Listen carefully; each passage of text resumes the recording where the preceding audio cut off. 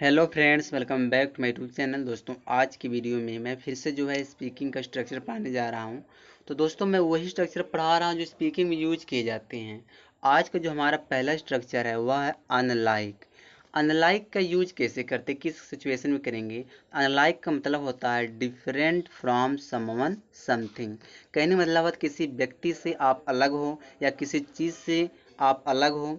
तो किसी चीज़ किसी व्यक्ति से जो चीज़ अलग रहता है तो उसके लिए क्या आप यूज करोगे, अनलाइक का यूज करोगे। ठीक है, जैसे अगर बोलना है मैं तुम्हारा उल्टा हूँ, तो इसका मतलब है कि मैं तुमसे डिफरेंट हूँ। मैं तुम्हारा उल्टा हूँ मतलब मैं तुमसे डिफरेंट हूँ। तो क्या हो जाएगा, आई एम अनलाइक यू। और अनलाइक के बाद दोस्तों हमेशा क्या आएगा, ऑब्जेक्ट आएगा। ठीक है, आगे देखो दूसरा जो सेंटेंस है, दूसरा भी सेंटेंस देखो क्या दिया है यहाँ पे। मैं काम करता हूँ जबकि वह नहीं। तो दोनों डिफरेंट। मैं काम करता हुआ काम नहीं करता, तो दोनों डिफरेंट हुए कि नहीं हुए। तो सबसे पहले आप अंग्रेजी लिख लीजिए, जबकि वह नहीं। तो इसका जबकि के लिए यहाँ हो जाएगा अनलाइक। वह के लिए यहाँ पे ही नहीं करेंगे, हिम करेंगे, क्योंकि ही का ऑब्जेक्ट लगाना पड़ेगा हिम। तो अनलाइक हिम मैं काम करता हूँ, आई वर्क। ठीक है, आगे देखो अभी समझ में आ जाएगा।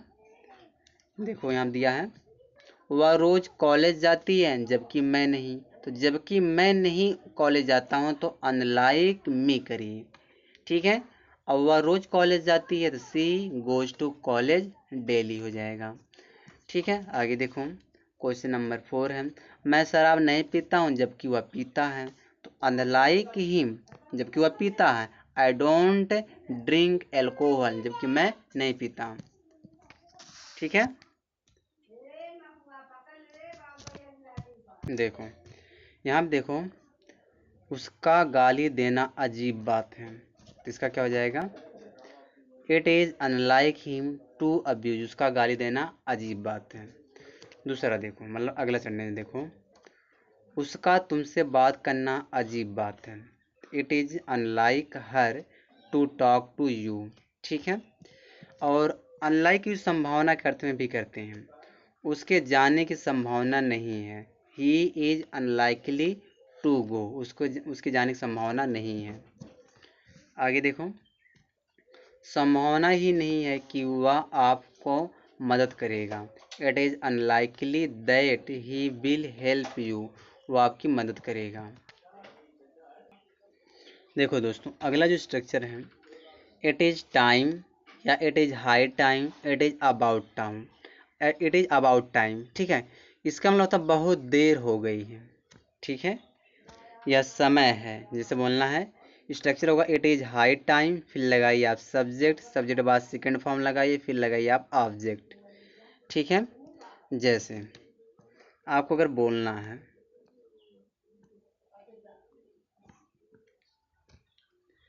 काफ़ी देर हो गई है, उसे अब तक वहीं होना चाहिए। It is high time he got there. ठीक है, काफ़ी देर हो गई है, उसे अब तक जग जाना चाहिए। क्या हो जाएगा, इट इज़ हाई टाइम मने उसे अब तक जग जाना चाहिए, ही गॉट अप। ठीक है, चलिए आगे देखिए। तो वक्त काफ़ी हो गया है, अब हमें अंग्रेजी बोलना शुरू कर देना चाहिए। It is high time we started speaking English now. ठीक है दोस्तों, आगे देखो, काफ़ी देर हो गया, तुम्हें इस बारे में सोचना चाहिए। देखो, it is high time you thought about this, तुम्हें इस बारे में सोचना चाहिए। आगे देखो, अगला जो स्ट्रक्चर है दोस्तों, वह हमारा स्ट्रक्चर है यहाँ पे एज फार। एज फार के बाद आप लगाइए एक नाउन लगाइए, या अगर कोई वर्ब आता है उस वर्ब को बिफोर दिखाइए। बिफोर का क्या मतलब होता है, इसका मतलब होता है कि आईएनजी फॉर्म, और उसके आगे कोई एक सेंटेंस बोलिए। या तो पहले आप एक सेंटेंस बोल दीजिए, फिर बीच में लगाइए एज फार। ठीक है, फिर उसके बाद नाउन होगा, नाउन लगाइए, फिर वर्ब का आईएनजी फॉर्म यानी फोर्थ फॉर्म लगाइए। तो अब इसका मतलब क्या निकलेगा, इसका मतलब देखो सेंटेंस देखो तब समझ में आएगा। जहाँ तक डॉक्टर की बात है, मैं निश्चित नहीं हूँ कि वह कब तक आएंगे।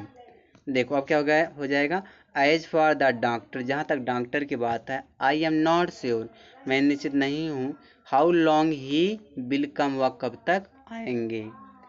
ठीक है, जहाँ तक मेरी बात है मैं तो उसी से शादी करूँगा। As for me I will get married to her. ठीक है, चलिए आगे देखिए। जहाँ तक एक नया बिजनेस स्टार्ट करने का है तो हम शुरू करेंगे। As for starting a new business we will do it, हम इसे शुरू कर देंगे। फिर दिया है जहाँ तक तुम्हारी बात है मुझे तो नहीं पता। As for you I don't know. तो एज फॉर मतलब होता है जहाँ तक मेरी बात तुम्हारी बात है, इस तरह से हम यूज करते हैं। ठीक है, आगे देखो अगला स्ट्रक्चर जो इन द गाइस ऑफ, इसका मतलब होता है के भेष में, के शक्ल में।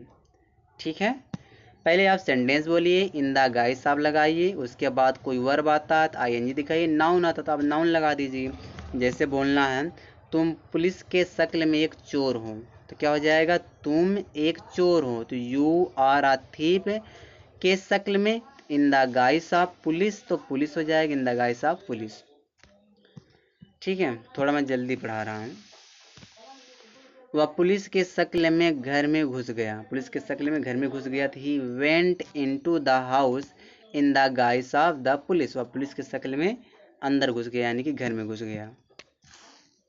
चलिए आगे देखिए, तुम आदमी जो क्रिकेटर के रूप में था, सॉरी एक आदमी जो क्रिकेटर के रूप में था वह अदर्शन ऑफिसर निकला।